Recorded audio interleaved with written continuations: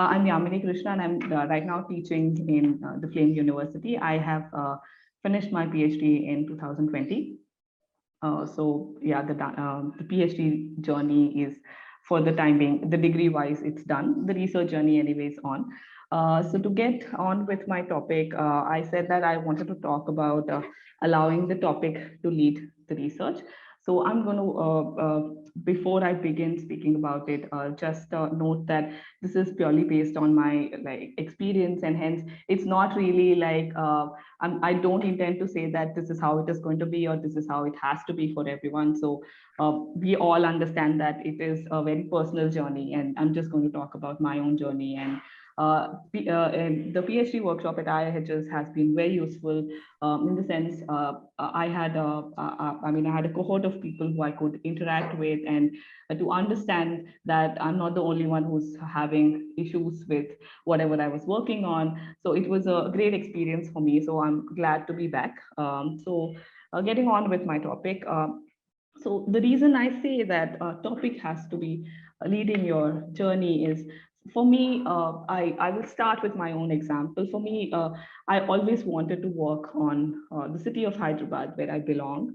So it was a question of working on something which was very close to me.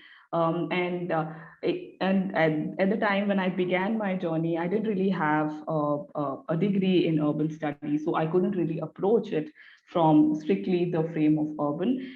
But I'm a media studies master, so I thought, let me find a topic through which I can still access the city, but use my own skill set as a media studies scholar, which is how I started with my topic of understanding the history of cinema in Hyderabad. And when I began, it was a very limited period which I started with, which was about 20 years, probably 60s to 80s in Hyderabad, was what I was interested in. However, as I started working on the topic, I realized that there's hardly any research which I could build on. There was hardly any research which I could build on, and hence my topic sort of exploded in time, and it became 100-year-old a project which involved 100 years, which was the problem which I had come to the PhD workshop at IIHS with. That it's from 20 years now. My topic has sort of expanded to 100 years. What do I do? That was sort of a singular question which I had come to the PhD workshop with. However, that it was 100-year project which covered 100 years has been very, very useful for me, because to be able to tackle this huge period, which was again solely led by my singular interest in the city, and to be able to understand the city. And so I devised methods for it. And I would say that if there is that focus on something you like in your PhD, which I think several of the resource personnel at the PhD workshop also had mentioned that there's always something personal in your PhD, that there's probably some which is not so apparent to the outside world, but you definitely know that there's something like connected which you sort of want to pursue. And for that, you sort of develop all of your methodologies to work through it.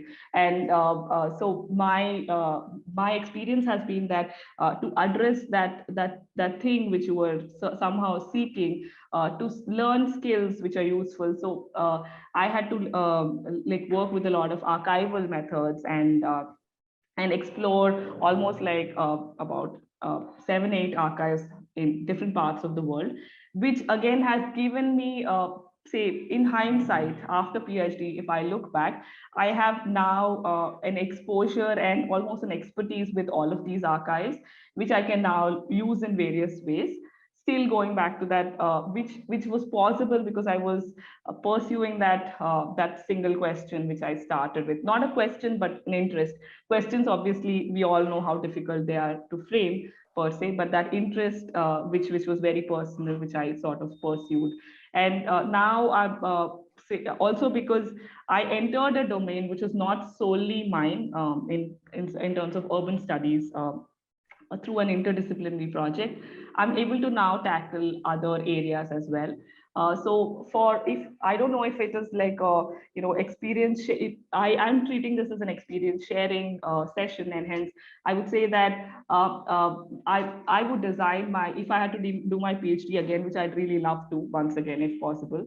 So I would design it again with view that what are those things which I want to do throughout my 4 to 5 years of my research. So maybe I am someone who is really, really interested in philosophy, and hence I don't really have much expertise in, but then I'm going to like do my best to be able to equip myself to deal with all the concepts of philosophy. Or if I'm someone working with history, I like archives. So design my project in such a way that I get maximum time with the archives, and hence your interest is satisfied as well as it's an enjoyable experience as well. So that's been my experience with my PhD. And what else to say? And I mean, this probably is contrary to what most people say, is that in terms of with one eye on the completion of dissertation, which is what like most people advise, that have an eye on completion, and it's not a project forever. But at least in the initial phases, I think it's important to think that it's a project forever, because then you don't really have that pressure to finish like right now and then always try to limit yourself. Instead, I think that expanding the domain has been very useful for me personally. So at least in the initial phases, obviously towards the end, or maybe in the middle of your journey, one has to reduce the options and then narrow it down. But expanding of the domain has been very useful. So that's the one thing which was great for me in my journey. And yeah, because it sort of allowed me to discover a lot of things, and even skill sets in terms of research skill sets, or other, say, linguistic skill sets as well. So if you can make your the journey like incorporate those things, like I've been able to learn Urdu and Persian simply because of my research. So again, a lot of fun things. It was a great fun experience to be able to do that. And I think looking back, it was because of expanding my domain. Instead of saying that, hey, I don't know Urdu, so let me just limit my sources, let me just limit my period where Urdu is not so prominent, but instead attempting to learn it, because there is enough time. I'm supposing like 5 years is quite a bit of a time. Probably several of you might be in the second year or third year. Still, like, there is time. A 6 months language is not such a big problem as such. So expansion of the domain, expansion of the topic, allowing the topic to lead your journey has been useful both for my PhD journey, generally for my life, so that now incidentally that from Urdu I jumped on to Persian and I'm trying to learn something ahead, which was never a plan prior to PhD. I had no like inclination towards it, but just those chance discoveries, allowing those chance discoveries to happen is my like has been useful for me. And that's probably one point which I wanted to bring out bring out here today. Yeah, that's about it. Neha is I think I'm done. There's yeah.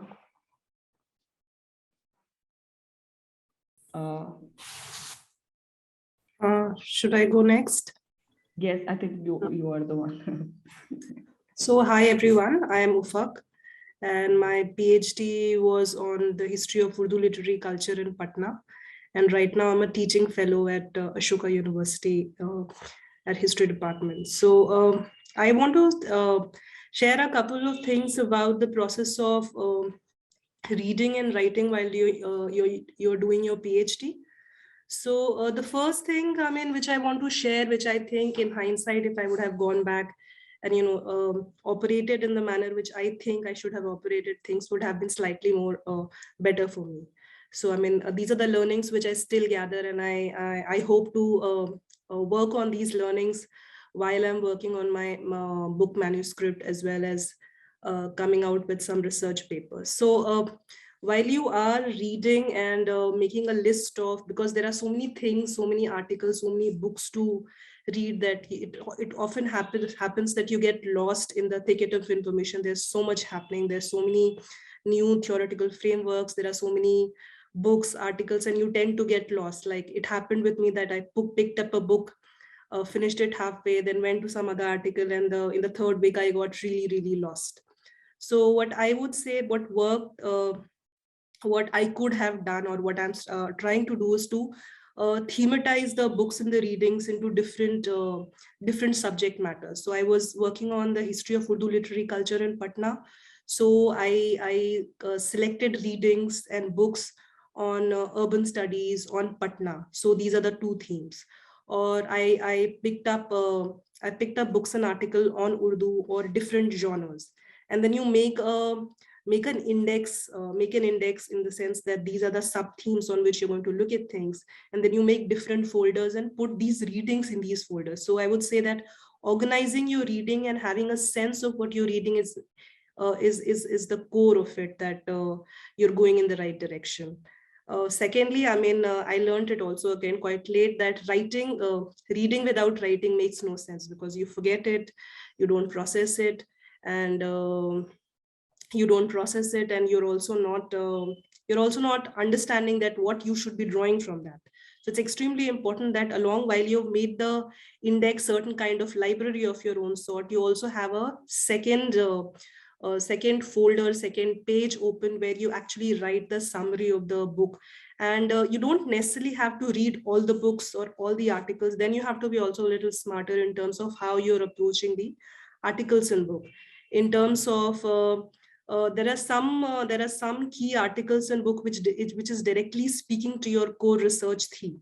So these are very fundamental books and articles which you should be picking up, which should be rereading and constantly reading. And there are some old book, classic books and articles which gives you a overview of things, so that could be constantly read again. And there are some books which are new, which are fascinating, but you don't want to engage with it, it doesn't seem to be speaking to your work directly.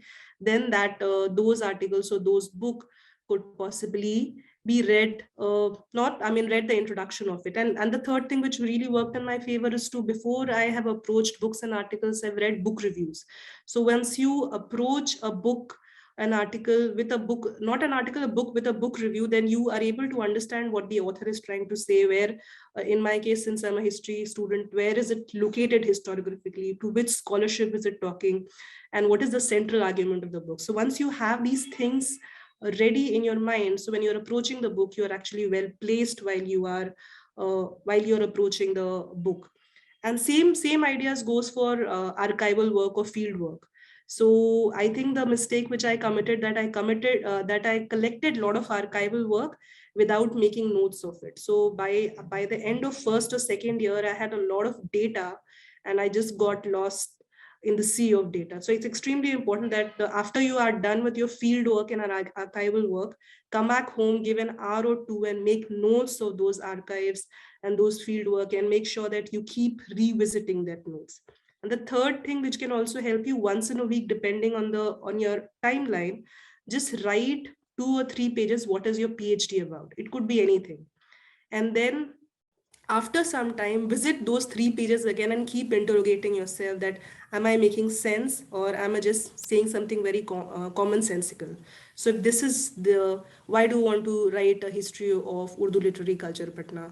Why Patna? Why Urdu? Why literary? Why culture? And you might just, it might seem to you that you're coming up with banal answer, but trust me, it's not. These are not banal answers, nor these are banal questions. You keep interrogating yourself, and keep thinking around the theme of your work. So every fortnightly or every week, just keep refreshing what the core of your PhD is about.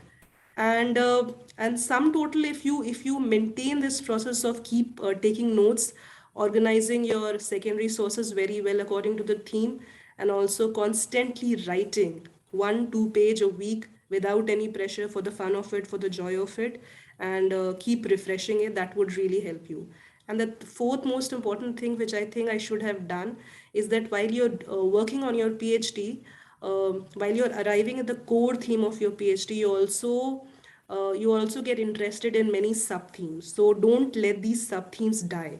Keep a folder open for the sub theme, so that you can actually apply for further postdoctoral fellowship and other kinds of fellowship with that new allied themes. And also keep a paper ready that why are you interested in it, what keeps you interested. And also keep your subjectivity alive. Who are you? Where are you located geographically, territorially, identity wise? And keep your subjectivity at the fore, in the sense who you are, why do you want to do what you want to do, deeply defines what your work is about.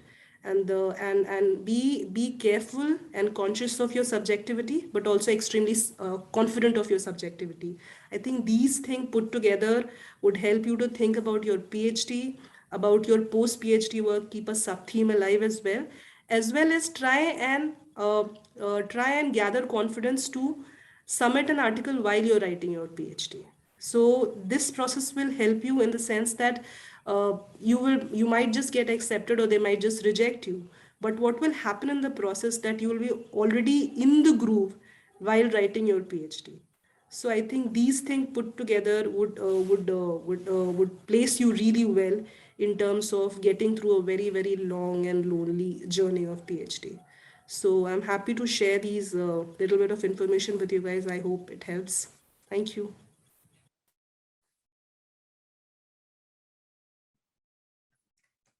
Hi, morning, afternoon, evening, depending on where you are in the world.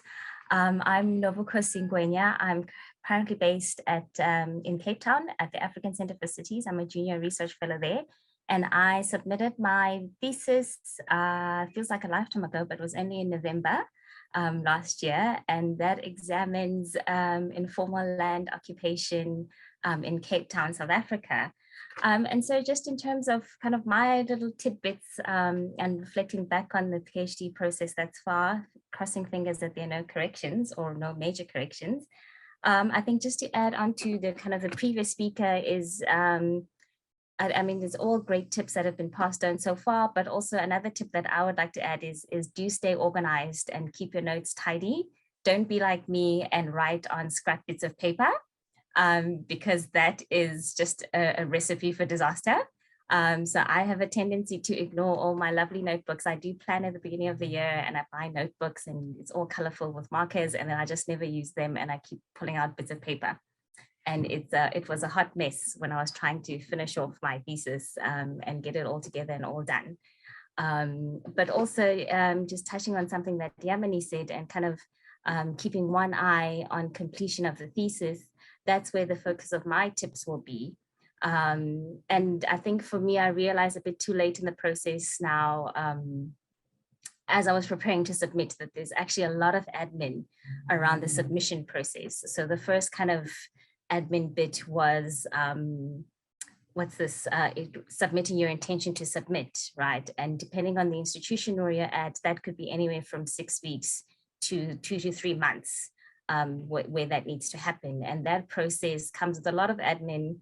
And I'm not sure about everywhere else, but theoretically the UCT process was online, but there were still so many forms that needed to be downloaded and signed and filled, not just by me, but my supervisor as well.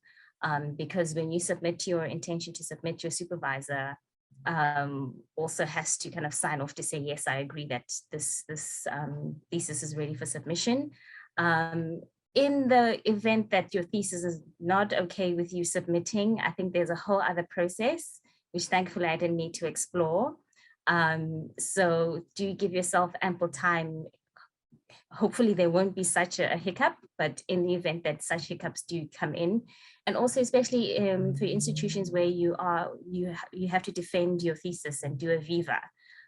So UCT, we don't have to currently at the moment do vivas, but there is that consideration as well to make. So you kind of do need to think ahead as you're wrapping up your thesis, and also ideally when you're submitting your intention to submit, because there may be certain kind of access issues or access impairments that you would like the university to be cognizant of, and to make particular arrangements for you or a member of the research team when they prepare for the viva as well.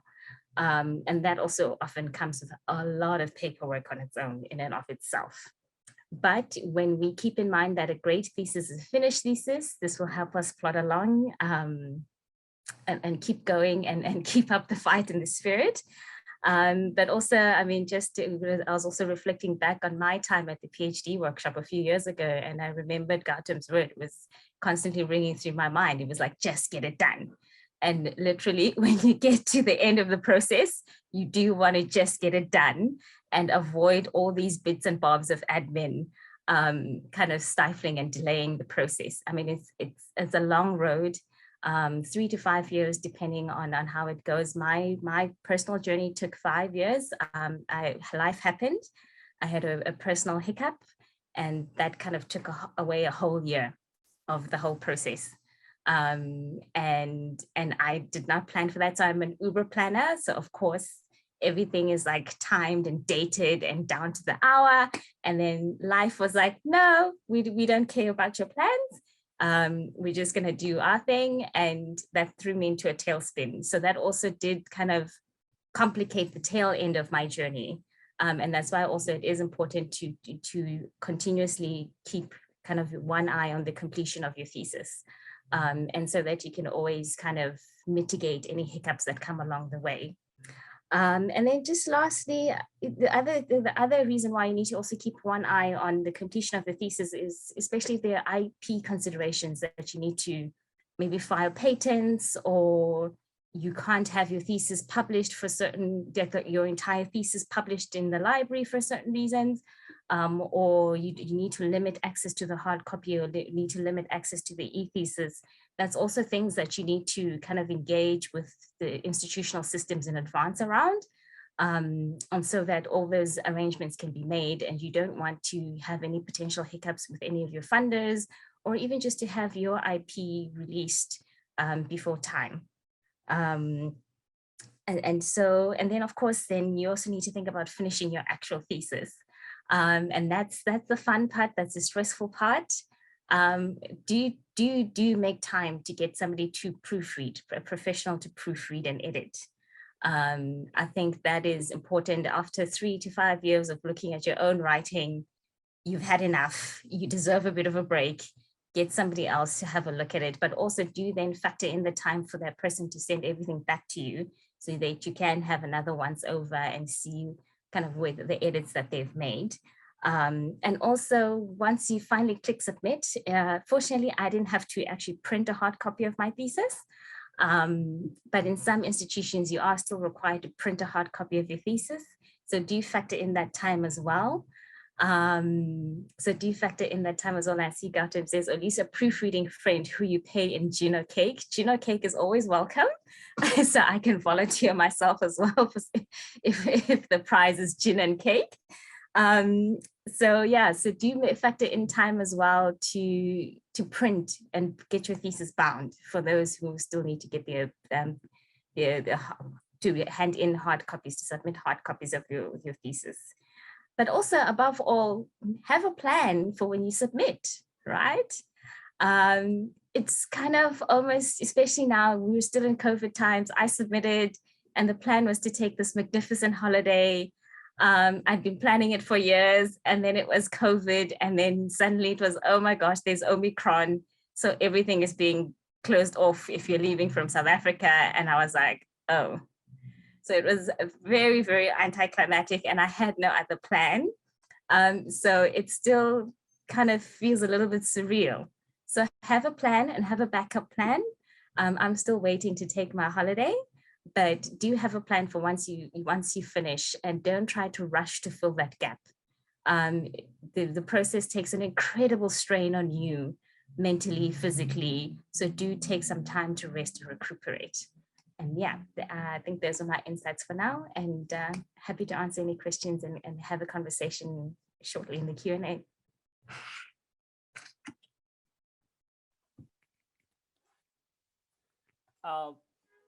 I think it's my turn. Thank you so much.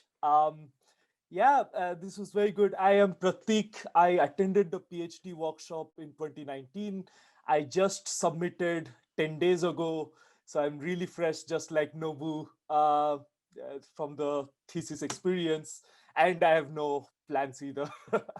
I'm going to talk about basically what was drawing from Yamini was my singular question that I brought to the IIHS PhD workshop, which I'm very glad that I came to the PhD workshop when I did, and with a very sort of focused question in mind, which was basically, should I change my research topic?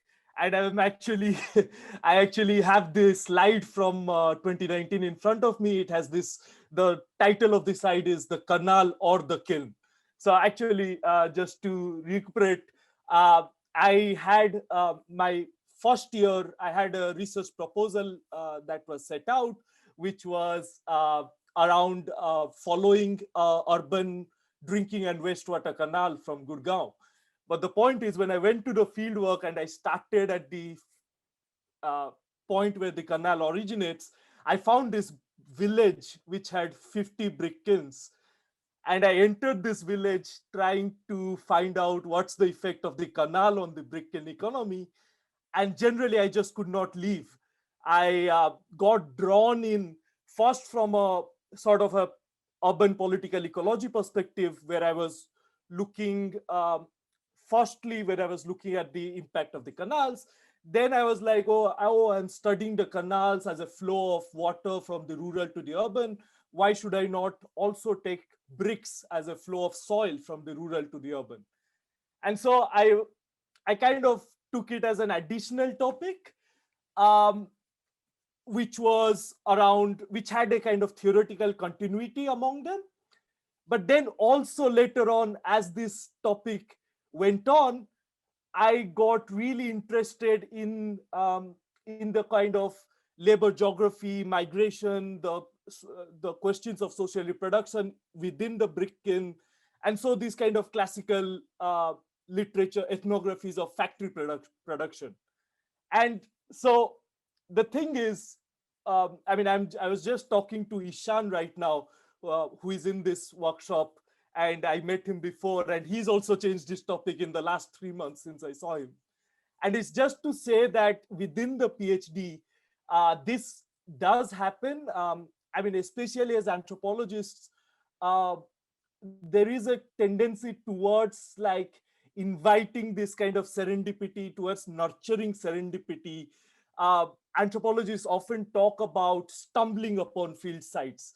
And actually, Gupta and Ferguson actually sort of posit it as a kind of culturally mediated discourse. When you talk about stumbling, they're actually saying that you don't really stumble out of chance, you stumble because of your funding pressure, because of your relationships, because of your personal motivations, and so on. But there's also this kind of sense of, especially if you're in the first year and attending this workshop, is also this kind of sense, right? You're a cat and you're kind of attracted towards that laser pointer. And sometimes, you know, things happen, right? Like I know a friend who changed his research topic. He was from Nepal, and he changed his research topic when the earthquake hit Nepal, hit Kathmandu. He was doing his PhD during that time, and he could not avoid the impact of the earthquake. So he was actually looking at health, and he remodified it to a question of disaster. If you are, and also obviously there are different degrees of changes that your PhD topic will go through. So it does not need to be a very radical change. And in fact, these are the questions that are sort of important to ask if you are perceiving a change in your research question. For me, it was very useful because I had the PhD workshop to kind of bounce my ideas when I was considering this change and kind of think through what are the ramifications or why I'm making this change. And so what I really sort of took back from the workshop was to consider where this kind of desire for change lies. So either it's a question of an intellectual puzzle that's driving you, or it's a question of sort of practical preparation. So it's a question of, doability, or it's a question of personal motivation.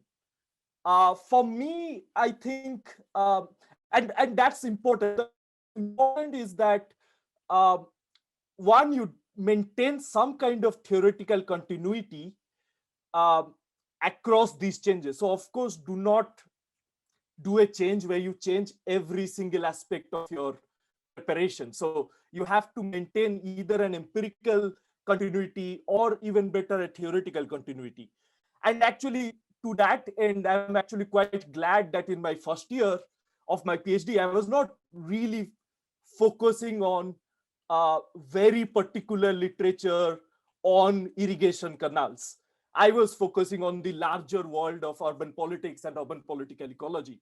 And it's actually for me really useful that at least the documents that I prepared were generic enough that they could inform my research when I sort of moved out of my immediate empirical site. And in fact, I think it's a good habit to, in your first year, to actually explore and not completely bound yourself in your locality, in your specificity, because that might be more productively done after the field work. So one is to maintain a sort of theoretical continuity, and the second is to question is, are you doing it only out of an opportunistic sense? Like, are you, uh, like, what are your motivations behind doing it? Um, and here I just want to leave you with like an admission on my part. Part of the reason I did it, so part of the reason I did it is kind of a high-minded intellectual puzzle, which was I was driven. Um, I personally went to the brick kiln site and I was driven by the intellectual puzzle. I always imagined sort of brick kiln research because I did know something about brick kilns. I always imagined brick kilns were sort of in a sense, a very static industrial field. So, you know, the relations of production are sort of very feudal, you know, bonded labor, labor contracting, piece rate wages. I always imagined that these relations of production have been existing for the last 100 years. But when I went to the brick kiln, I actually saw that in the last 2 years in this village, the entire labor force had changed from 90% workers from Uttar Pradesh had changed to 90% workers from Bihar. So the entire labor hinterland had changed in the last 2-3 years. There was also a massive change when I went to my village uh, in the brick kiln technological process. So in the last 3 years, they had introduced a new technology for extracting soil and for producing clay to make the bricks. And for me, these kind of relationships also invoked a sort of unknowability, a sort of flux that I found really interesting. So the flux, I mean, I really like James Ferguson's idea when he talks about his research in the Zambian copper belt, where he talks about a kind of situation where both the native, both the local and the anthropologists don't know what's happening in a real sense. So there's a kind of, you know, there's not a kind of stable structure that, you know, when we talk about the village as a stable structure. And this is something that often people who are researching the peri-urban confront, where both your respondents and you do not have a clear sense of everything that's happening around you. And you and your respondent, you and the local or the person who is supposed to know his own locality are both sort of discovering it together. So for me, I was drawn to this sort of intellectual puzzle, but I also want to leave you with one of the sort of personal things that personal reasons why I changed the topic. And I'm not endorsing it, I'm just sort of putting it forward. One of the reasons I changed it was I was doing this research on urban drinking water and wastewater canals across 60 kilometers. So canals that are transporting water from Sonipat to Delhi. And I was looking at different points where the canal passes to the village. And I was looking at what was the kind of irrigation and the kind of life impacts of these canals upon the villagers. When I talked to these villagers, one of the sort of challenging processes that I came across was that every time I talked to these villagers, the canal was always like the fourth or fifth most important thing in their lives. Like you would always want to talk about, in a very open sense, about like what's happening with your life, like give a sense of your life history or give a sense of like how the year has been. And you would always hear more about the weather. You would hear more about fertilizer prices. Not to say that these things don't have a connection to the canals, but that was a challenge. That was almost a insecurity I faced in my first year, where in my first 3 months, where I was dealing with a social infrastructure that was not so preeminent in organizing the lives of the people I was interviewing. Whereas when I went to the brick kiln, every single thing was organized through the brick kiln. So the brick kiln was such a dominant infrastructure, not only upon the workers, but also upon the villagers in its area, that it became the kind of central locus which to investigate. So I just want to sort of admit to falling prey to that question where, you know, the intellectual questions that are sort of predicated on the emergent and the unstable, which are important questions. I guess as a grad student, as a new PhD student, I almost felt insecure in a way to sort of take it on as my major project. And I guess I could do it now or later on with more security. So I mean, I just wanted to share my experiences with you. And obviously it's not a kind of endorsement of going either way or the other, but just to think through these processes on how you change your research topic. Yeah, thank you so much.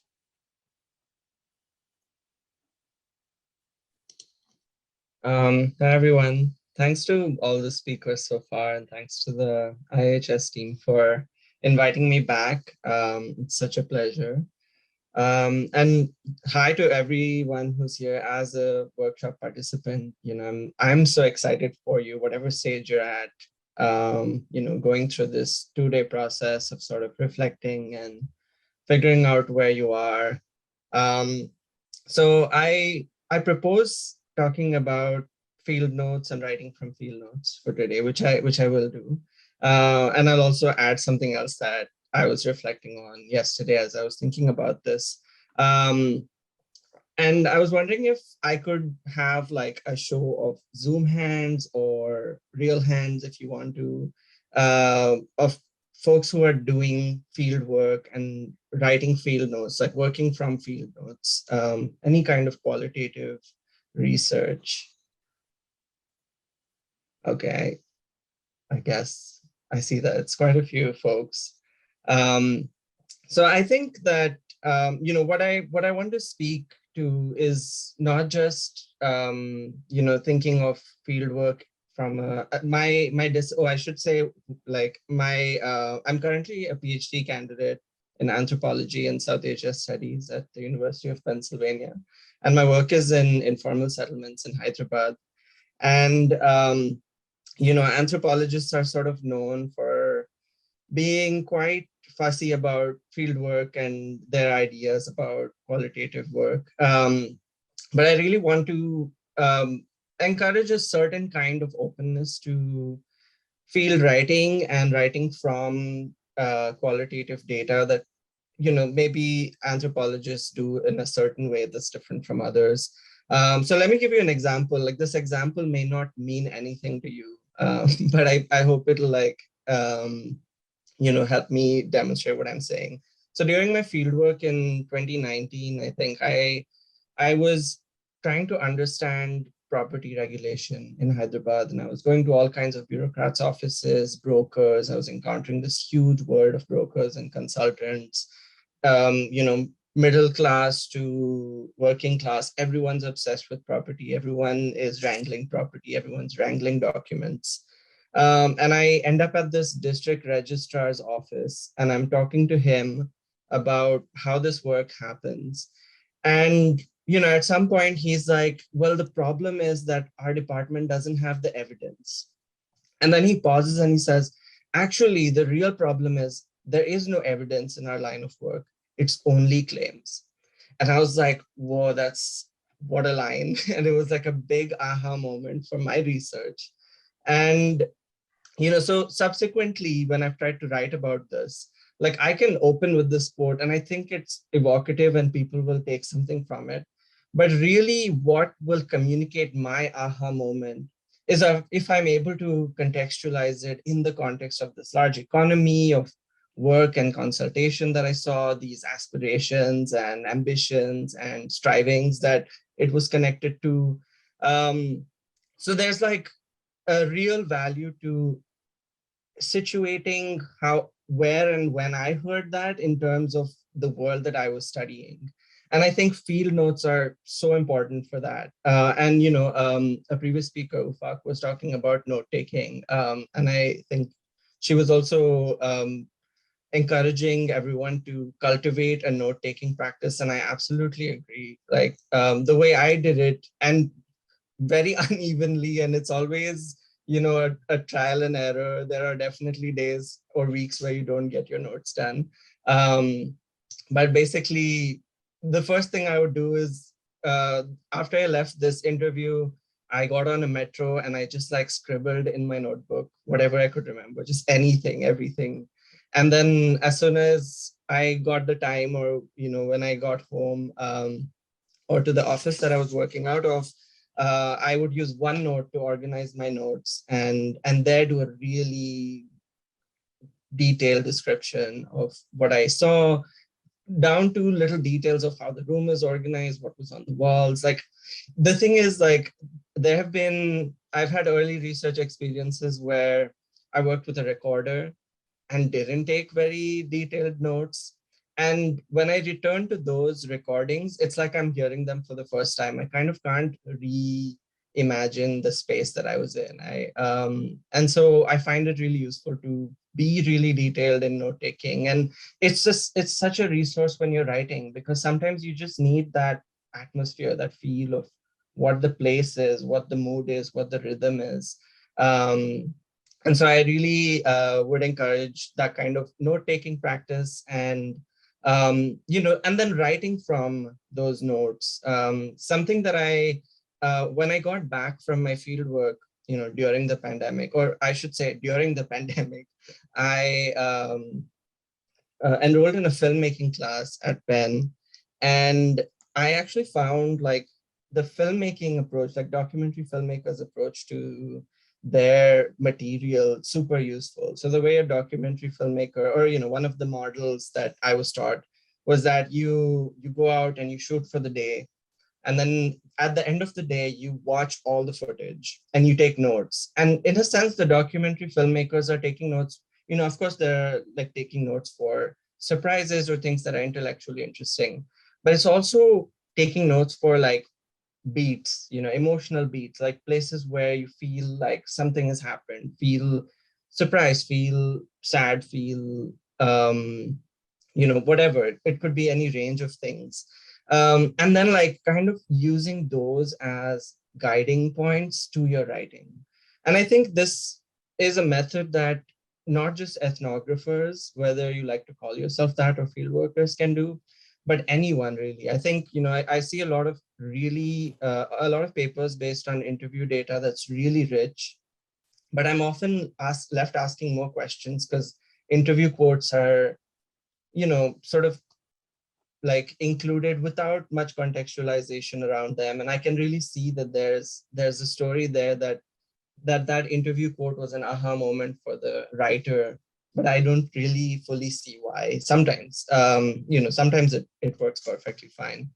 So this is just like one thing that I wanted to encourage, is like writing from this. And the other thing about this is that field notes are a great way to keep track of, what Yamini was saying about like being open to surprises and being open to the things that are sparking your own curiosity. Like one of my major struggles during fieldwork was, am I doing enough? Like on a daily basis, I would be like, was this too little fieldwork for today? What am I going to do tomorrow? And one of the ways in which I was able to keep going on was moments like this where I was like, oh, something's coming up, or I'm figuring something out. And that might only mean something to me at that point. But eventually, if I'm taking the notes and connecting things, then I'll be able to communicate that to other people as well. So that was my bit about field notes, and I hope it was helpful. And I'm happy to answer or speak more about my note-taking practice or other tips that I've seen other people share. And then the other thing that I wanted to talk about, the thing yesterday when I was reflecting on the prompt for this session, which was speak about one thing that defined your PhD journey. I came to this realization that the one thing that has made a huge difference to me is prioritizing rest. And it sounds like, it's something that was hard to do, especially during coursework when I was bombarded with workload. But there's a real, and after some struggle, I did figure out that all my striving to manage my time, manage my work, manage expectations kept exceeding me. And, work would fill up like a gas all the time I would give it. And that I really then approached it the other way, where I really put a hard constraint on. My evenings are mine, my weekends are mine, in the sense that mine to do something other than work. And that I think is really important to prevent yourself from burning out and then feeling like you're tired of your project when actually you're just tired, or or just kind of overcommitting and stretching yourself too thin where you're not able to give the best of yourself to your project. So I would really, really advocate rest, and that could mean anything for different people. It could be a different intellectual project, it could be art, it could be sleep, whatever it is for you. Make time for it and prioritize it, and that's actually going to be really good for your work, your productivity. Not minimizing at all that it's a hustle and the job market is not great, and not trying to say that you can get by but I'm saying that actually it's going to help you navigate that whole field of things. So yeah, that's all. Thank you so much again for having me.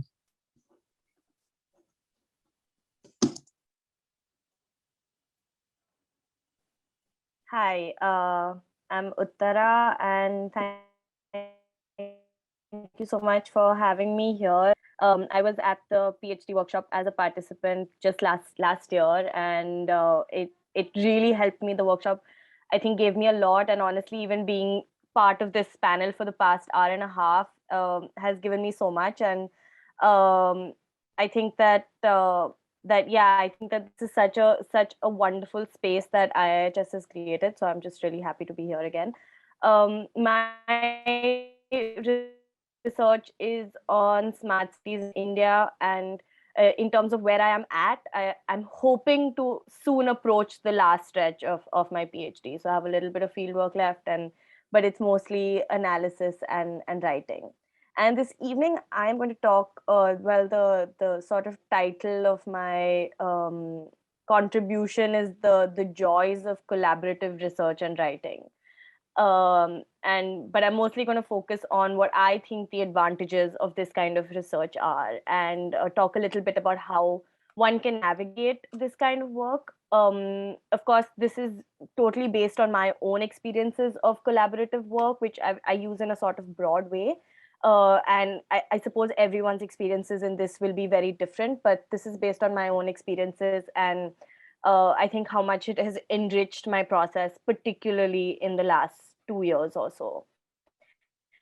And up until the pandemic, I didn't quite appreciate the advantages of having a shared workspace, whether that's a lab or an office or anything like that. I think in these spaces, inadvertently, there's a lot of conversation with colleagues, with other researchers, with postdocs, with visiting fellows. You talk about your own work, you talk about other people's work, what you're reading, how your fieldwork is going.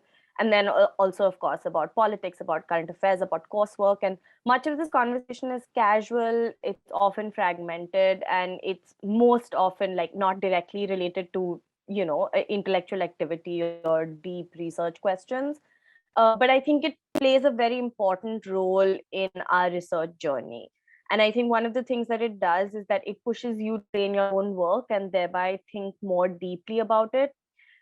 It exposes you to what other people are doing, the approaches they are picking up, the readings that they're doing, things that you might otherwise have missed. And of course, you learn from each other, you integrate ideas, you make connections, and you think, you make recommendations to each other and build this sort of community and network that's just important in terms of work, but also really important in terms of support, in terms of gaining a lot of other kinds of interests of making, building friendships, so on and so forth. And I think that many of these advantages are heightened when one does a sort of collaborative research with one other person or other people. So a little bit about why I think that such research is advantageous, and what it has given me personally. I think that it has definitely encouraged me to read and to write more, and I think it's made me a better researcher and writer. When you enter in these kind of collaborative projects, you are pushed to share your work, but it's also in a fairly safe space where the other party is also invested. So it's this kind of place that's a really nurturing place to be sharing your work. And I think that you have the opportunity to explore related but different aspects of your field. And one of the other speakers talked about sub themes that you kind of keep. So this collaborative work, I think, gives you the opportunity to explore those other sub themes, but it always comes back and contributes to your own sort of main research, like your PhD thesis, for instance. When it comes to writing, I have found that sometimes my writing might get stale or repetitive because you kind of get into this rut. And I think that working with other people helps to freshen things up. You have to adjust the way in which you write because your final product can't be fragmented. It has to be a seamless product that's pleasing to read. Everyone has to adjust their styles a little bit. You find ways to capitalize on your collective strengths, and you find ways to be a little more creative. I think a huge advantage to collaborative work is becoming a better editor. You have to edit your own work, you have to get your work edited, and you become much better at reviewing and editing someone else's work. And I think that this is a difficult skill. It's an important skill. So any opportunity to hone it should be a welcome opportunity. And I think that there's an added advantage of accountability or hard deadlines often. And personally, as someone who can procrastinate, who does procrastinate, I have found that this is an important motivator. You are very directly accountable to someone very real, not to a sort of journal submission portal or a call for paper, but you are accountable to a research partner. And I found that very helpful. I've also found that this kind of work gets me into a better flow of research and writing, which often feeds into the other work that I may be doing individually. And then finally, like I talked about before, collaborative work has helped me to keep in touch with other PhD students, other researchers, other professors. It's given me a sense of community and friendship. And I think that these are important and useful networks to build, especially as we start for postdoc opportunities or as early career researchers. These are our own networks that we sort of start to build.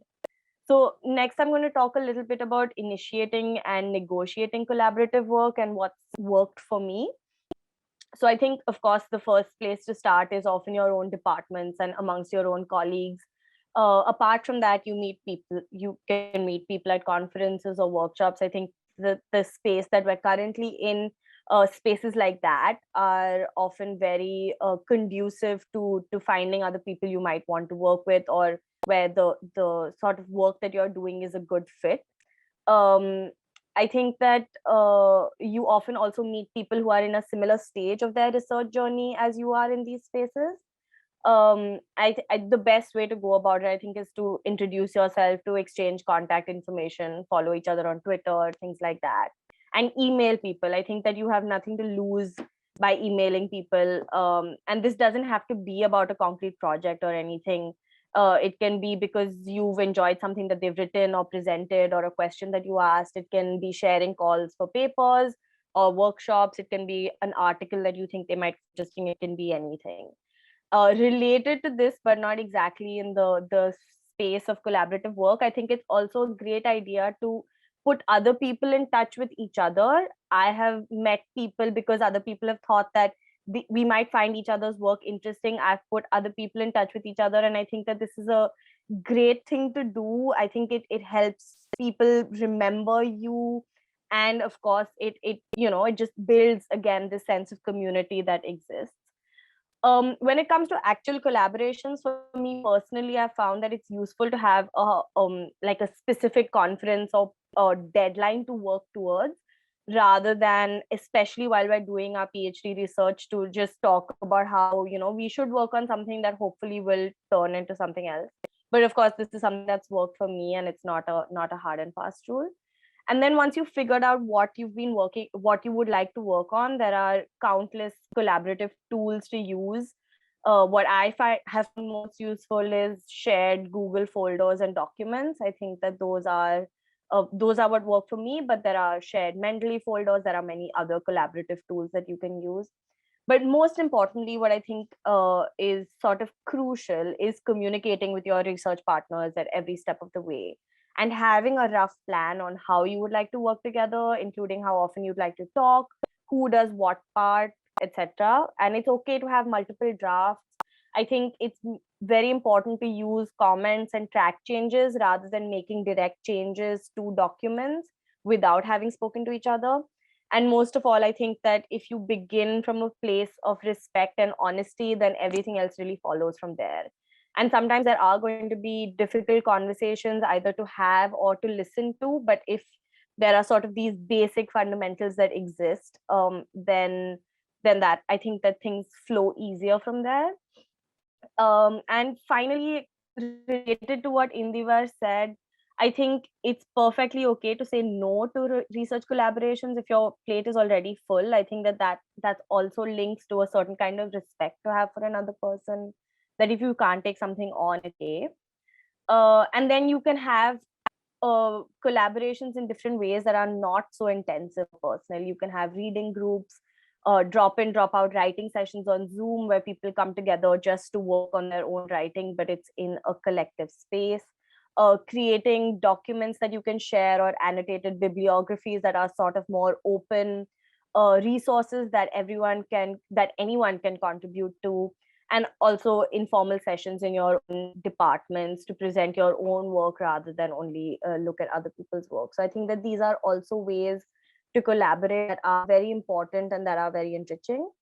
And in conclusion, just a couple of points. I think that one shouldn't think of collaborative work that's easier or something that you just have to put in half the effort because someone else is putting in half the effort. It's often very challenging and hard to negotiate. But I also think that it counts for a lot, like especially for me, at least as someone who's still doing her PhD, who looks at this kind of academic life as something that is going to be for the long haul. I think that it's not for me, it's not been important to only have publications that have just my name on them, but it's been more important to also focus on building communities and networks. And I think that collaborative research has honestly given me a lot in doing that. And while I have focused mostly on academic collaborations, I don't think that this is the only kind. I think that you can explore working with journalists or think tanks, working with artists, working on audiovisual kind of media. And I think that any kind of collaboration will give you the opportunity to sort of step back from your own research, to look at it from a new perspective, to have other people look at it intimately, and it will be an enriching experience. So that's sort of my contribution to this evening. So I just want to say thank you very much to all of you guys for coming back, for sharing so honestly. And we'll hope that this is kind of, the start of sort of many more interactions, both with all of our alums, but also folks who are here. And then we'll hope to see you coming back, over the years for our workshops.